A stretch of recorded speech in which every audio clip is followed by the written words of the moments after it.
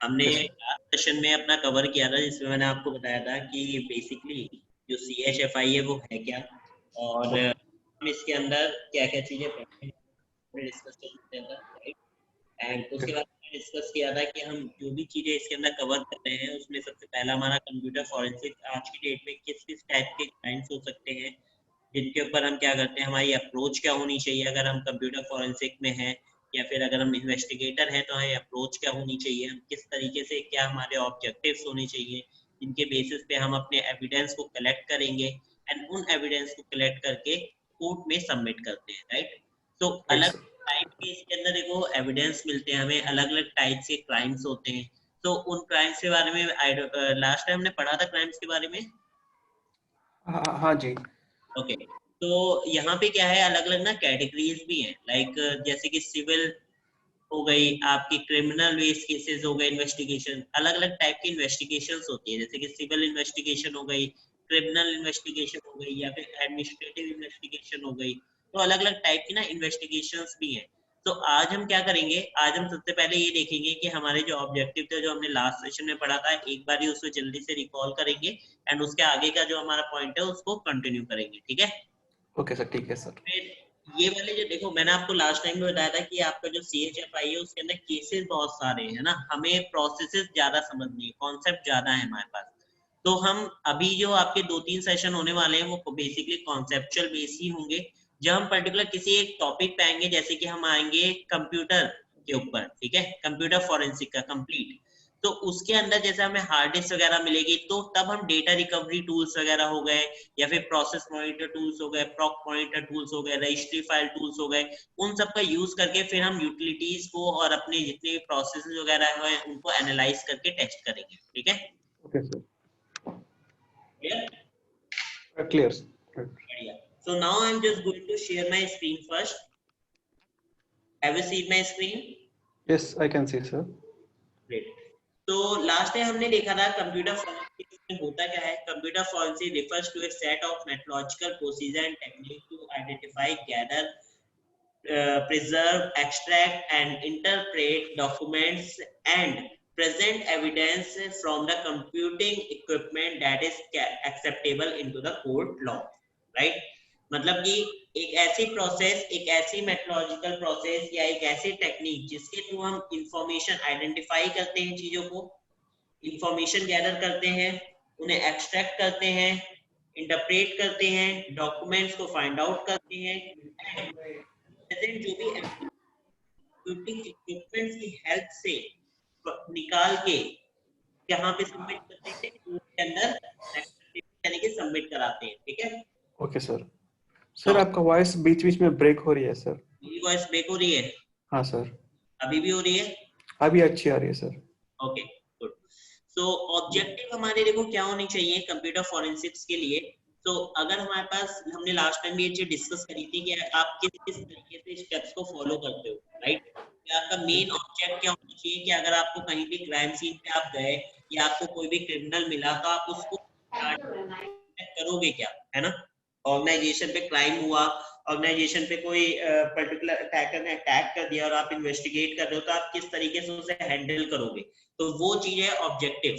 तो ऑब्जेक्टिव में पहला होता है to track and prosecute perpetrators, यानी कि जो हमारा अपराधी है, to the of the cyber crime, हमें उसे प्रोटेक्ट करके, यानी हमें उसे सॉरी प्रोटेक्ट नहीं, हमें उसे ट्रैक करके, है ना, कहाँ तक किसके अंदर ट्रैक करना है, साइबर क्राइम के तहत, ठीक है। Yes sir. To gathering evidence of the cyber crime is a forensically sound manner।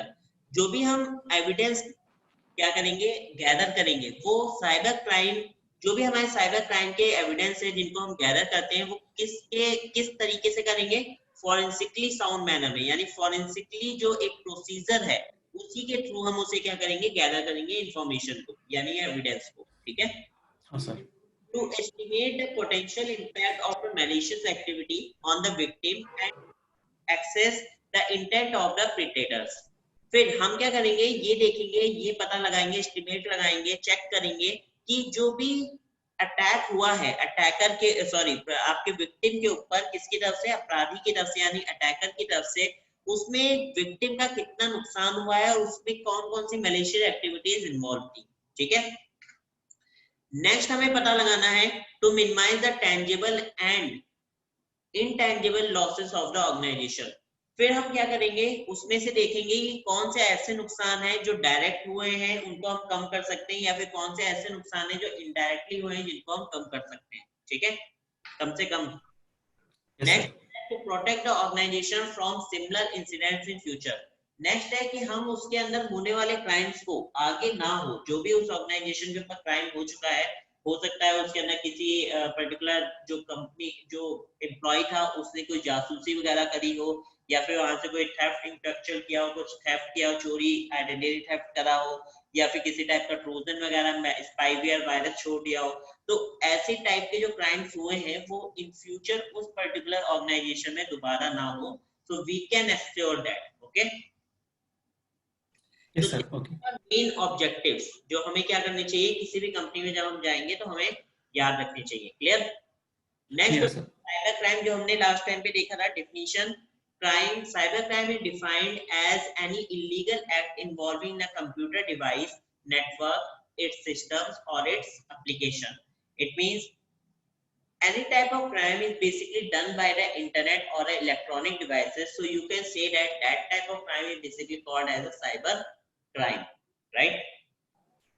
ऐसा यस सर। क्राइम जिसमें कोई ना कोई इलेक्ट्रॉनिक डिवाइसेस इन्वॉल्व हो, या फिर उसके अंदर किसी ना किसी तरीके की इंटरनेट फैसिलिटी का यूज किया गया, रिसोर्सेज का यूज किया गया, तो उस टाइप के क्राइम को हम क्या बोलेंगे, साइबर क्राइम। जिसमें हमने दो टाइप के साइबर क्राइम पढ़े थे। Cyber crime can be categorised into two type based on the line of attack. कौन कौन से? सबसे पहला है जैसे कि जासूसी करना, दूसरा है थेफ्ट ऑफ इंटेलेक्चुअल प्रॉपर्टी, यानी कि कोई भी उसकी प्रॉपर्टी जो भी उसका इंपॉर्टेंट डेटा उसे चोरी कर लेना। तीसरा है मैनिपुलेशन ऑफ रिकॉर्ड्स, जो भी वहां पे डेटा हमें मिल रहा है उसके अंदर मैनिपुलेट कोई ना कुछ चेंजेस कर देना। एंड चौथा है ट्रोजन हॉर्स अटैक, यानी कि किसी ना किसी तरीके का वायरस वहां पे ड्रॉप कर देना, okay okay sir. Spyware attack, right? ये तो हो गया internal attacks. Internal attacks it means breach of trust by unsatisfied employ within the organization, यानी कि यहाँ पे जो आपका एम्प्लॉय था वो उसने ट्रस्ट को ब्रीच किया है और अनसेटिस्फाइड एम्प्लॉय है विद द ऑर्गेनाइजेशन, या फिर वो एम्प्लॉय जो है वो अनसेटिस्फाइड है आपके ऑर्गेनाइजेशन के तहत, मतलब एक तरीके से ऑर्गेनाइजेशन से सेटिस्फाइड नहीं है एम्प्लॉय, या तो ये रीजन हो सकता है, या तो वो जो एम्प्लॉय है उसने वहां के जो ट्रस्ट है अपनी कंपनी का वो ब्रेक कर दिया है। ठीक है, तो दो चीजें हो सकती हैं, तो तोड़ रहा है ट्रस्ट, या तो वो क्या कर रहा है, या तो खुद ही एम्प्लॉय गलत है, या तो वो कंपनी की तरफ से सेटिस्फाइड नहीं है। ठीक है, तो उसमें ये चार तरीके के थे जिनको हमने डिस्कस किया, जासूसी, थेफ्ट, मैनिपुलेशन और ट्रोजन, राइट? नेक्स्ट होता है एक्सटर्नल अटैक्स। एक्सटर्नल अटैक्स में क्या चीजें होती हैं? Attacks hired either by internal और external entities to destroy the organisation reputation, यानी कि उस पर्टिकुलर ऑर्गेनाइजेशन को चाहे आप इंटरनल प्रोसीजर से करो चाहे आप एक्सटर्नल प्रोसीजर से करो, आपको इनडायरेक्टली उस ऑर्गेनाइजेशन की रेपुटेशन को क्या करना है, खराब करना है या डिस्ट्रॉय बर्बाद करना है। ठीक है, तो उसके लिए साइबर क्राइम्स होते हैं, जिसके लिए हम जो प्रोसीजर यूज करते हैं, हम मतलब अटैकर्स नॉट अस, है ना, जो अटैकर्स होते हैं वो कौन से प्रोसीजर यूज कर सकते हैं?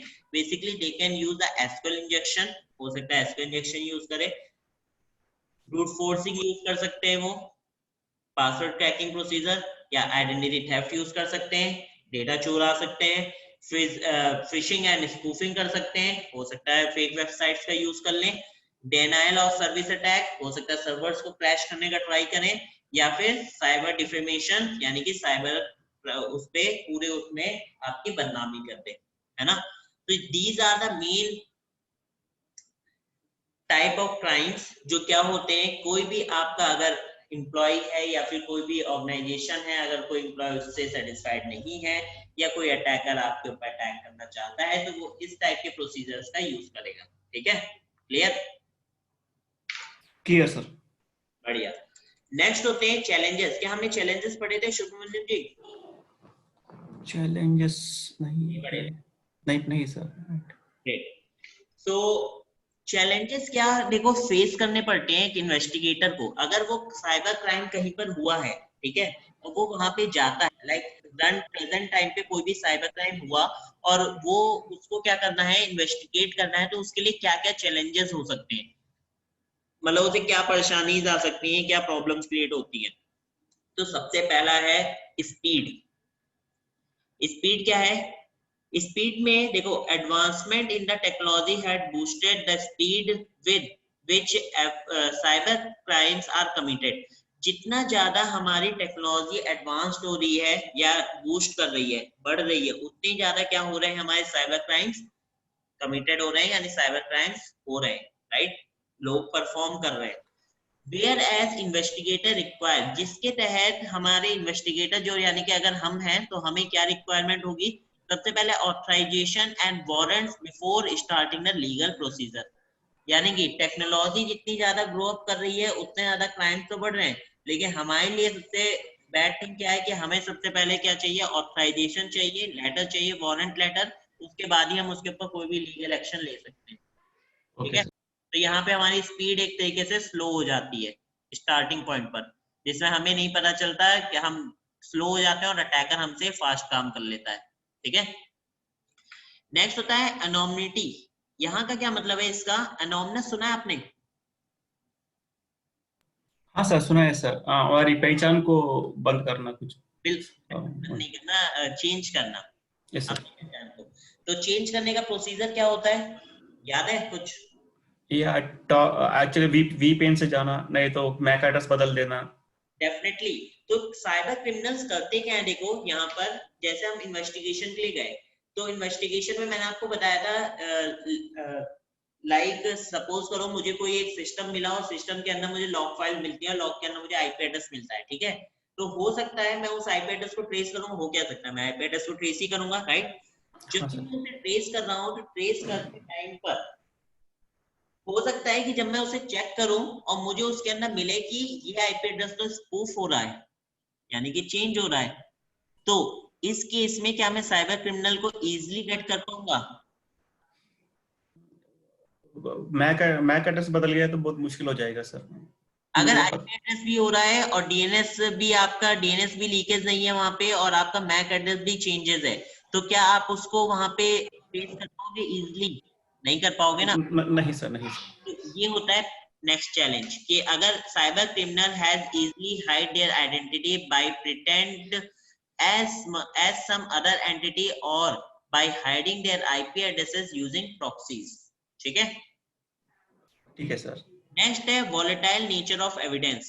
वॉलेटाइल नेचर ऑफ एविडेंस का क्या मतलब होता है कि ऐसा एविडेंस जो मिलके भी ना मिले, मतलब एक तरीके से इस टाइप के एविडेंस जो हमें मिलते हैं बट स्टिल कई बार वो एविडेंस गायब हो जाते हैं या फिर खराब हो जाते हैं, तो उन एविडेंस को हम बोलते हैं volatile nature of evidence.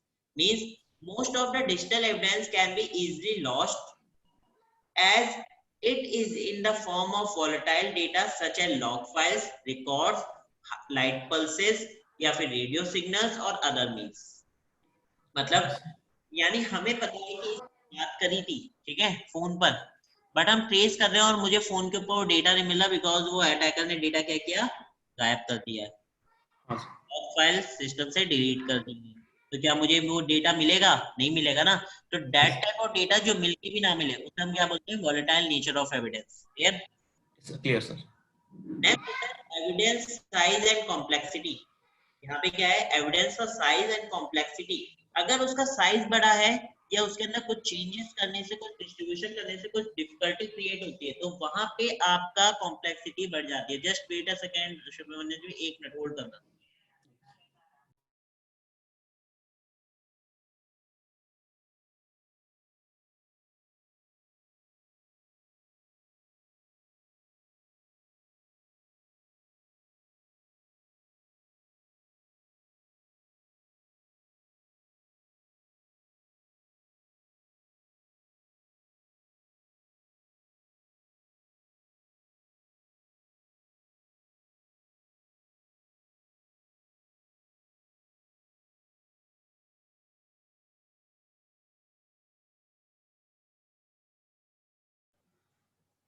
Hello. Hello sir, sorry for this. Yes sir, I am here.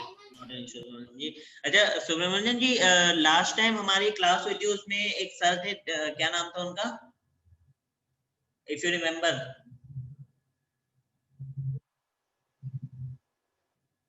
Hello Diwakar Diwakar Diwakar था सर। दिवाकर, अच्छा। सो दिवाकर से कोई मतलब आपने दिवाकर ने ज्वाइन नहीं किया, कुछ पता है आपको कहाँ गए वो? वो मुझे मुझे व्हाट्सएप में पिंग किया सर उसने, उन्होंने अच्छा क्लास चल रही है, क्लास चल रही है बोल के बोला मैं उनको। अच्छा अच्छा, चलो ठीक है, मैं एक बार ये मैनेजमेंट से कॉल करवाता हूँ उन्हें, ठीक है? Okay sir.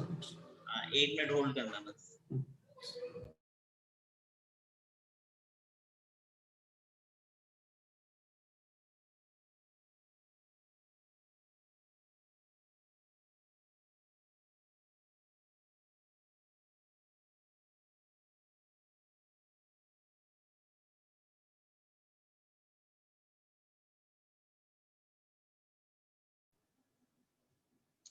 ओके, सो ठीक है, मैंने उनको बोल दिया है, मैनेजमेंट बात कर लेगी, ठीक है?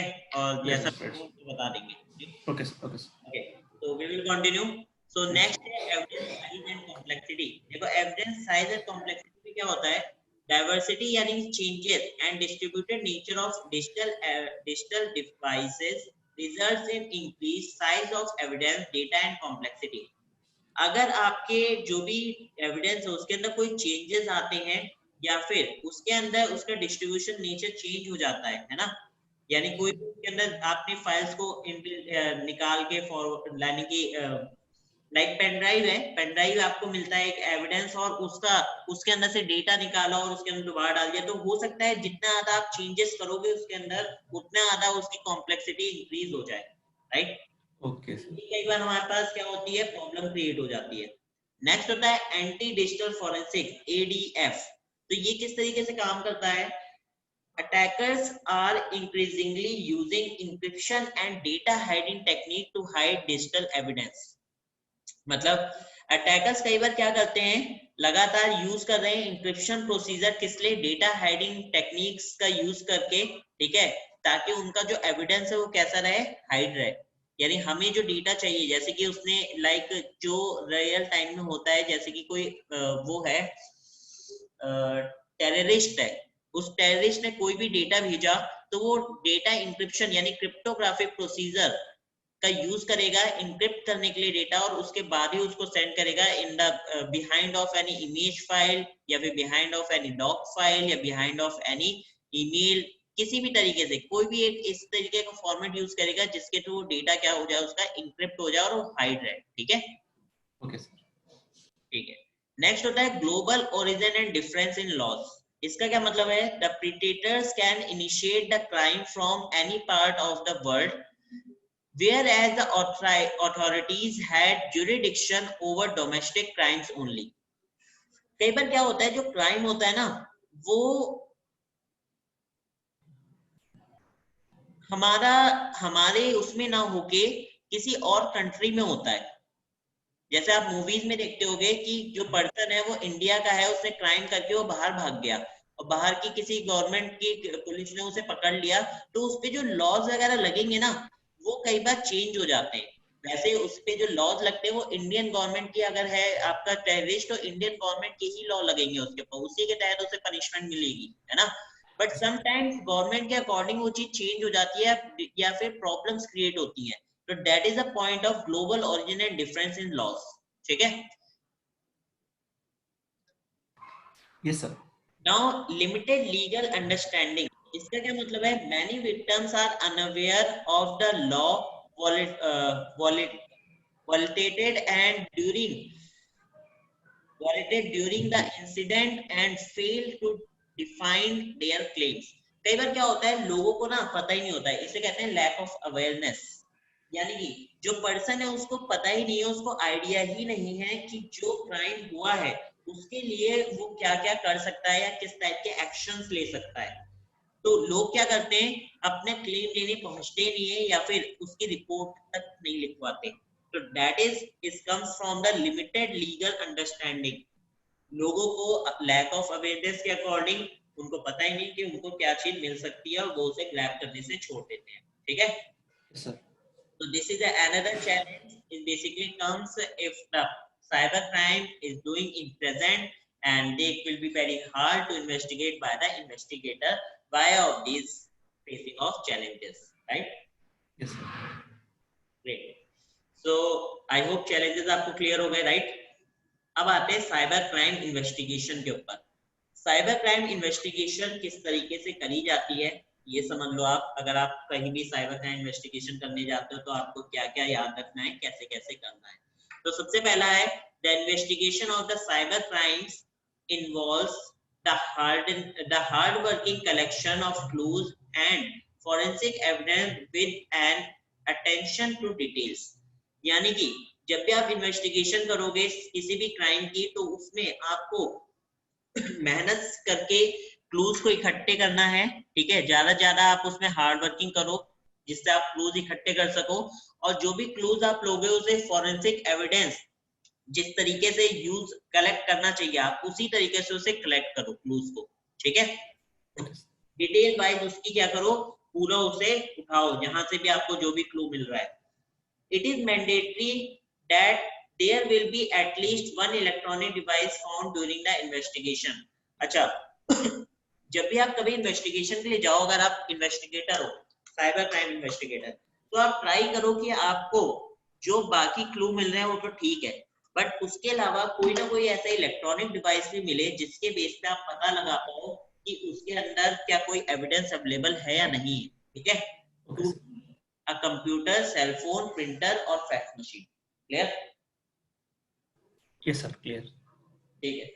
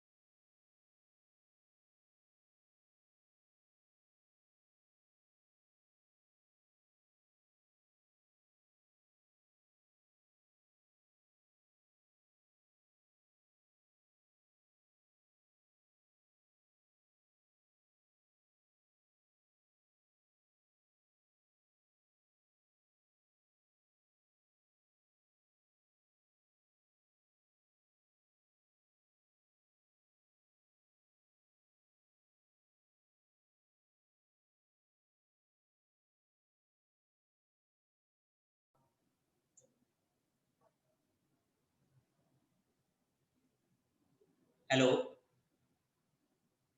Hello sir. हाँ जी। सो बेसिकली क्या है, देखो यहाँ पे क्या है, हमें लाइक कोई भी एक इलेक्ट्रॉनिक डिवाइस वहां से गेट करना है, ठीक है, ताकि हम उसके अंदर से एविडेंस फाइंड आउट कर सकें। नेक्स्ट है आपका the electronic device found may be central of the investigation as it could contain valuable evidence for solving the case. तो वहां से जो भी आपको इलेक्ट्रॉनिक डिवाइस मिला है उसको आप इन्वेस्टिगेट करो, इन्वेस्टिगेट करके फाइंड आउट करो क्या उसके अंदर कोई ऐसा एविडेंस अवेलेबल है जो कि आपके केस सॉल्विंग में हेल्प कर सकता है, ठीक है। Okay, sir. नेक्स्ट होती है Therefore, the information contained in the device must be investigated in the proper manner in order to be relied upon in the code. मतलब जो भी आप इंफॉर्मेशन निकाल रहे हो, ठीक है, जो भी आपने इन्वेस्टिगेट करके इंफॉर्मेशन निकाली है उसे प्रॉपर मैनर में आप शो करोगे, रिप्रेजेंट करोगे इस टाइम पे जब आप उसे कोर्ट में सबमिट करते हो, ठीक है। Okay sir. नेक्स्ट होती है process such as collection of data, analysis and representation and presentation differ based on the type of cases. कई बार क्या होता है, जो हमारी प्रोसेस या फिर रिप्रेजेंटेशन होती है वो हमारी डिफर कर सकती है, यानी चेंज हो सकती है, किसके बेसिस पर, आपका जिस टाइप का एविडेंस मिला है उसके बेसिस पर, ठीक है, या जिस टाइप का केस है उसके बेसिस पर। तो ये डिफर हो जाता है कि हमने अगर पहले वो चीज शो करनी है या उसको इस तरीके से रिप्रेजेंट करना है, जो चीज मैं आपको लास्ट में बताऊंगा कि कैसे आप रिपोर्ट डिजाइन करते हो, ठीक है। ठीक है सर। Yes sir. तो वो चीज जो है वो आप कैसे करोगे, उसके लिए कई बार चेंजेस आते हैं, तो वो जो हम रिपोर्ट फाइल्स पढ़ेंगे ना तो उसमें हमें समझ में आ जाएगा, ठीक। Okay sir.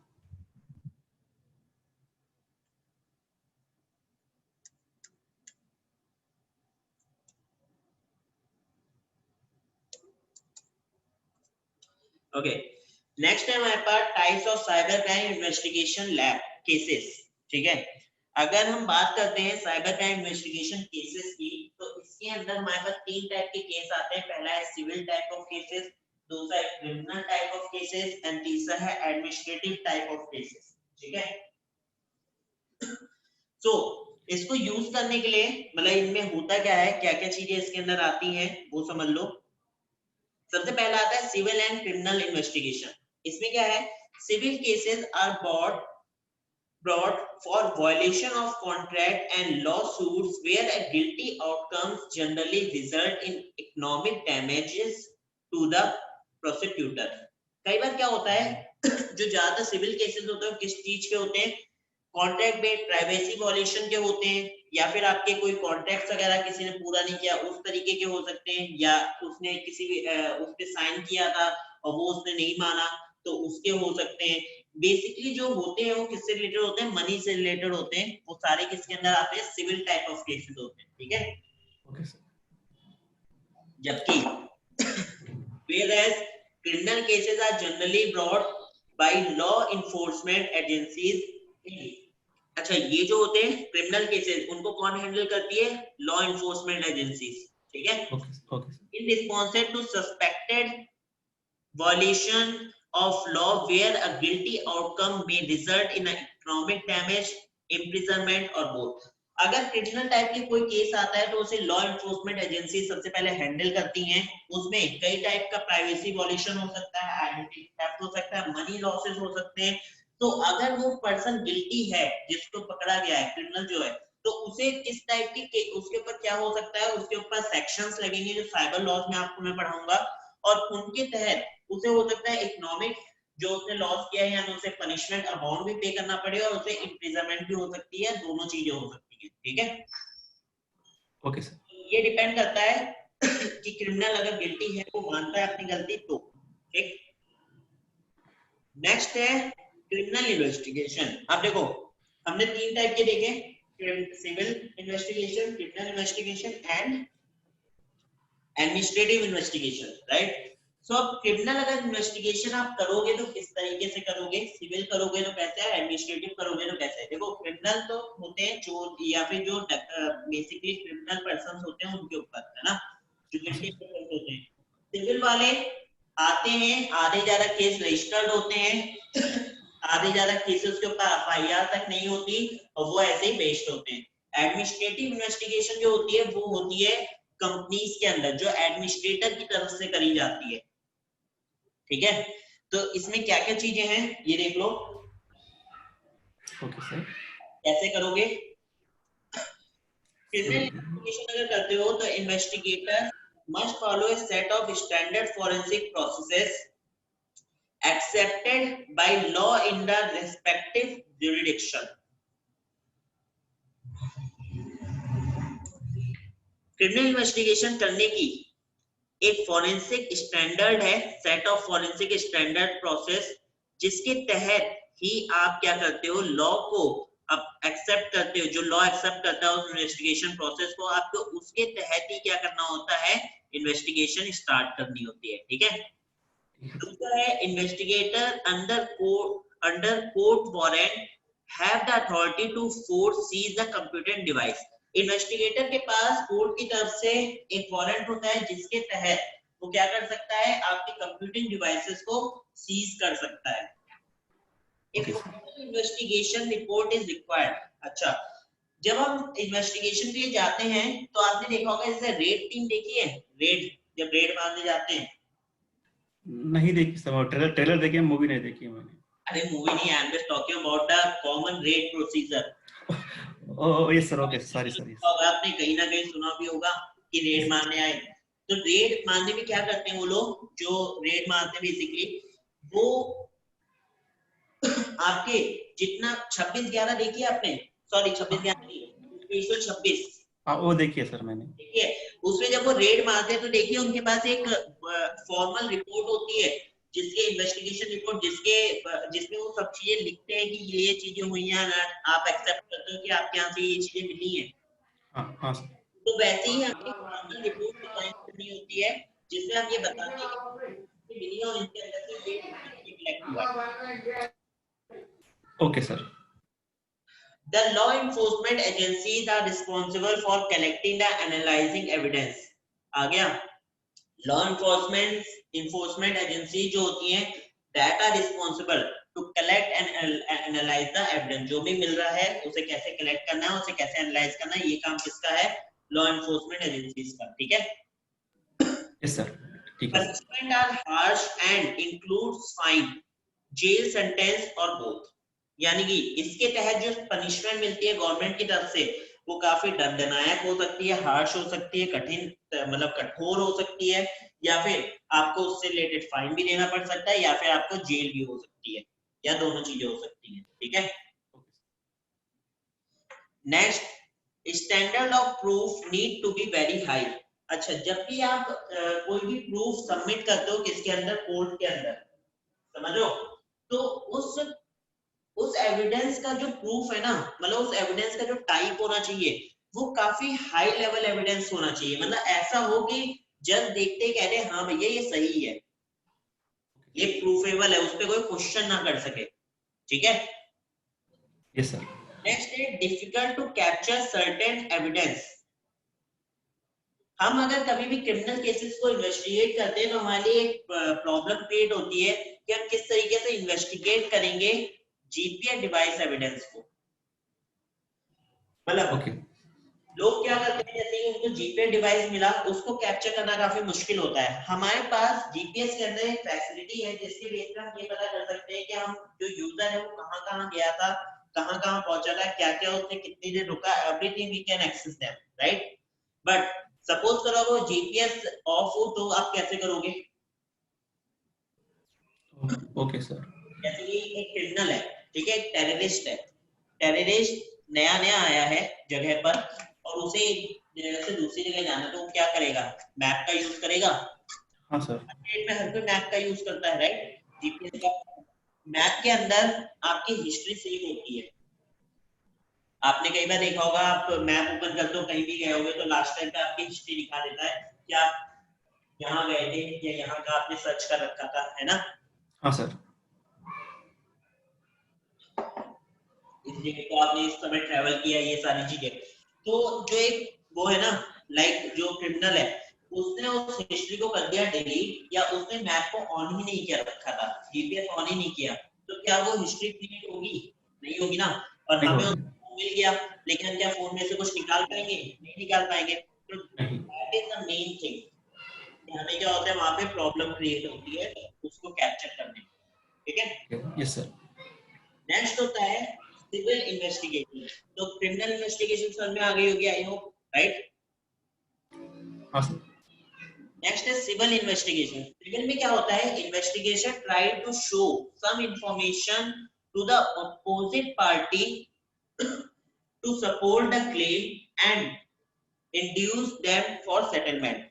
जो इन्वेस्टिगेटर होता है वो उसकी इंफॉर्मेशन किसको शो करती है, जो क्रिमिनल पार्टी है जिसने जिसके ऊपर क्या किया गया है, क्लेम किया गया है उस पार्टी को शो करती है कि ये देखो तुम्हारे लिए ये सारे तुम्हारे खिलाफ जो है वो मिल रहे हैं, सबूत मिल रहे हैं, या तो चलो जेल में बैठ के बात करते हैं, या फिर कोर्ट में चलते हैं, या फिर बाहर ही बाहर सेटलमेंट करो और काम खत्म करो।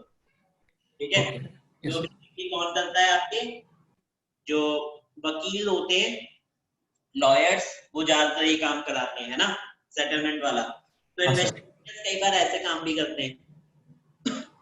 Correct sir, For devices is generally based on the mutual understanding and provides a wider time window to the opposite party to hide the evidence। क्या होता है,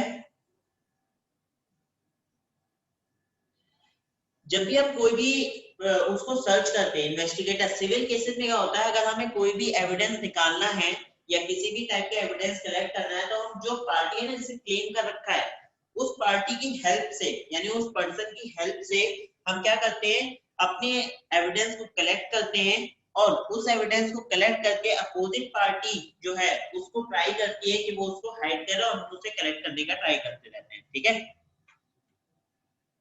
तो yes sir, the initial reporting of the evidence is generally informal।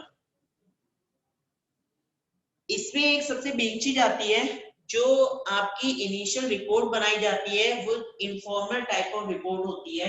इसका मतलब ये है कि वो कंप्लीट एक फॉर्मल इन्वेस्टिगेशन रिपोर्ट नहीं होती है, मतलब वो एक आपकी फाइनलाइजेशन एफआईआर नहीं होती है। जब भी आप सिविल केसेस में सबसे ज्यादा होता है, जब भी साइबर सेल के पास कोई भी केस जाता है that is related to civil case, तो साइबर सेल क्या करती है सुब्रमण्यम जी, साइबर सेल या जो पुलिस है उसके लिए एक याचिका फाइल करती है ना। वो जो हाँ सर, याचिका है वो टेम्परेरी याचिका होती है, ओके, उसको हिंदी में याचिका ही कहते हैं। उस टेम्परेरी याचिका को जब वो वहां पे डालते हैं, आगे लिख देता हूँ मैं, मुझे भी याद रहेगा, याचिका, वो जो टेम्परेरी याचिका है वो क्या काम, उसका काम ही यही है, उस पे आपने जो भी चीजें बताई, जैसे कि आपने क्लिक किया लिंक के ऊपर और लिंक पे क्लिक करके आपके पैसे गायब हो गए, आपने क्लिक किया तो आपका सिस्टम हैक हो गया, क्या क्या प्रोसेस हुई, कैसे कैसे हुई, ये सारी चीजें वो उस टेम्परेरी याचिका पे नोट डाउन करते हैं। एंड में जो कंप्लेंट लिखवाना है वो एक्सेप्ट करता है कि जी गलती मेरी थी, मैंने क्लिक किया था इसलिए ऐसा हुआ, है ना। ओके, ओके तो सर, वहां लिखते हैं और नीचे साइन में लेते हैं, आप लिखते हैं कि user is guilty, the client is guilty, जो भी लिखवाने आए user is guilty, so that's why we can not liable to take a action over there। तो मतलब हिंदी में लिखते हैं वो, तो है ना। हाँ सर, हाँ वो सर, ये चीज फाइनल कर देते हैं कि जी हमें इसके ऊपर एक्शन लेने की कोई जरूरत नहीं है। देखो किसी के अकाउंट से 5,000 रुपए गायब हुए, ओके सर, वो रिपोर्ट लिखवाने गया, तो अगर वो अटैक जो है वो हुआ है, वो पर्सन जो है जिसके ऊपर अटैक हुआ है, विक्टिम, वो है आपका कहां से, दिल्ली से, जो अटैक हुआ है वो है गोवा से, तो आने जाने का खर्चा ही इतना ज्यादा हो जाएगा कि जो पुलिस है वो इन्वेस्टिगेट करेगी ही नहीं। हाँ सर, ये ना बचते हैं सिविल वालों से, सिविल केसेस जो आए उनको मानी मिले ऐसे ही दफा दफा करते हैं। Okay sir, The claim is responsible for the collection and analysis the evidence। जो क्लेमेंट है, जिसने क्लेम किया है, वो रिस्पॉन्सिबल है इसके लिए कि जो कलेक्शन हुआ है एविडेंस का, जो एनालाइज हुआ है वो सही हुआ है कि नहीं हुआ है। ठीक है। ठीक है sir, punishment includes monetary compensation. कई बार क्या होता है पनिशमेंट में जो मनी होती है ना उसको भी इंक्लूड कर देते हैं कि आपने इतना क्राइम किया है, ऐसा है, इसको इतने पैसे दो, दफा दफा करो, काम खत्म करो। ठीक है। तो कई बार पनिशमेंट में पैसे भी देने पड़ जाते हैं। यस सर, डॉक्यूमेंटेड और unknown chain of custody for evidence. इसका जो एविडेंस, जो पूरी फाइल बनाई जाती है ना, वो बहुत अच्छी तरीके से कोई डिजाइन नहीं होती। लाइक जैसे ऊपर वाले में था क्रिमिनल केस में कि आपका जो एविडेंस है वो काफी हाई लेवल का होना चाहिए, जज देखते हैं उसे एक्सेप्ट कर ले और उस पे तुरंत सजा हो, है ना। बट इसका जो होता है डॉक्यूमेंटेशन वो ऐसे ही होती है हलवा टाइप की, and unknown chain of custody of evidence. और कई बार क्या होता है कि इसमें गलत पर्सन या गलत जो मेन पर्सन है उसको ना टारगेट करके किसी और को उठा के लगा देते हैं, या गलत एविडेंस भी शो कर देते हैं। तो ये भी इसमें आता है, जो वहां से रिलेट भी नहीं करता एविडेंस, राइट? पेन ओके की यहाँ पे और वहां से पेन लिखा के शो कर दी कि ये यहाँ पे ये तो वहां से मिली थी, इसके अंदर तो मिले नहीं है। हाँ सर। तो इस टाइप की चीजें भी होती हैं। Sometimes evidence can be with in the third party control. Evidence जो होता है वो थर्ड पार्टी कंट्रोल के पास होता है, के अंदर होता है। तो उस केस में आपके पास कई बार ऐसे होते हैं चीजें कि आप एविडेंस होने के बावजूद उसको नहीं गेट कर पाते हो और सिविल केसेस दफा दफा हो जाते हैं, ठीक है? Okay now the next one, administrative investigation. So administrative investigation क्या होती है? ये कंपनी के अंदर होती है, ठीक है? लाइक एक कंपनी है, एमएनसी कंपनी, उसके अंदर कोई भी पर्सन किसी भी टाइप का क्राइम कर देता है, तो उस क्राइम को किस तरीके से हैंडल करेंगे वो आता है एडमिनिस्ट्रेटिव इन्वेस्टिगेशन के अंदर, ठीक है? Okay sir. Administrative investigation generally involves an agency of or government perform inquiries to identify facts with reference to its own management and performance।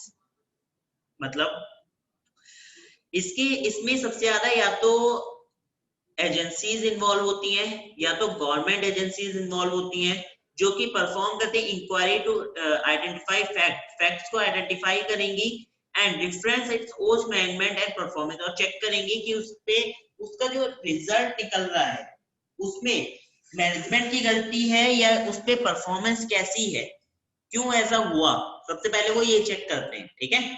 Administrative investigation are non criminal in nature. ये non criminal type की investigation होती है, इसमें कोई भी person criminal नहीं होता actually, but ये समटाइम मिसअंडरस्टैंडिंग की वजह से भी होती है, ठीक है? जो हमने ऊपर देखा था ना कि जासूस आ गया या फिर उसने फाइल शेयर कर दिए, तो उस टाइम पे जो इन्वेस्टिगेशन होती है वो एडमिनिस्ट्रेटिव इन्वेस्टिगेशन के अंदर होता है, ठीक? Okay sir. And are related to misconduct or activities of an employee that includes but are not limited to क्या violation of organization policy rules and protocols। हो सकता है उसने इन सबका तोड़े हो, ये सारी चीजें पॉलिसी तोड़े हो, रूल्स तोड़े हो, प्रोटोकॉल्स ना माने हो, तब हो हाँ सर। सकता है। रिसोर्सेज मिसयूज और डैमेज थेफ्ट, जो उसे रिसोर्सेज दिए गए कि भाई आप इस चीज का यूज कर लेना, लैपटॉप वैपटॉप कुछ दिया गया, उसने उसका मिसयूज किया और उसे डैमेज भी कर दिया, ठीक है? या चोरी भी कर लिया, डैमेज कर दिया, चोरी भी कर लिया। तीसरा, थ्रेटनिंग और वायलेंट बिहेवियर, सबसे बदतमीजी से बात करता है और सब पे चिल्लाता है। इम्प्रॉपर प्रमोशन और पे राइजेस, इम्प्रॉपर प्रमोशंस हो सकता है एम्प्लॉय की तरफ से, ये हो सकता है उस एम्प्लॉय को प्रॉपर तरीके से प्रमोशन ना मिला हो जितना वो चाह रहा है, या फिर उसकी जो पेमेंट है, जो उसकी सैलरी है वो इंक्रीज ना करते हो, ठीक है?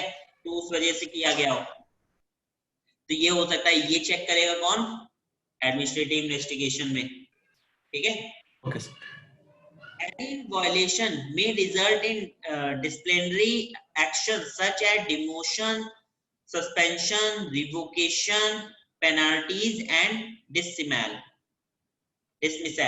कई बार क्या होता है कि जो वायलेशन होता है उसके रिजल्ट्स में, लाइक जो एम्प्लॉय ने वायलेशन किया है, जो उसने बदतमीजी करी है, उसके रिजल्ट में उसको हो सकता है सस्पेंशन मिल जाए, हो सकता है उस पर पेनाल्टी लग जाए, हो सकता है उसे बाहर निकाल दिया जाए, या फिर हो सकता है उसे फायर कर दिया जाए, ठीक है? यस सर, ठीक है सर। अच्छा, एक मिनट होल्ड करना।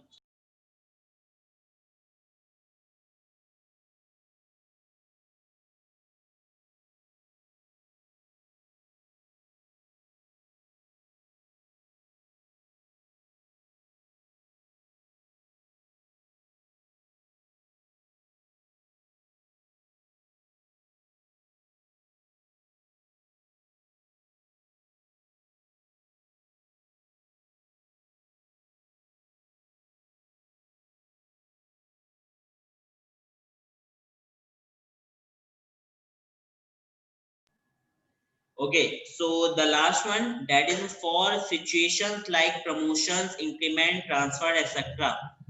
कई बार सिचुएशन ऐसी आ जाती है कि उससे या तो प्रमोशन नहीं मिला या इंक्रीमेंट्स नहीं हो रहे हैं उसके, या फिर उसके ट्रांसफर होते रहते हैं.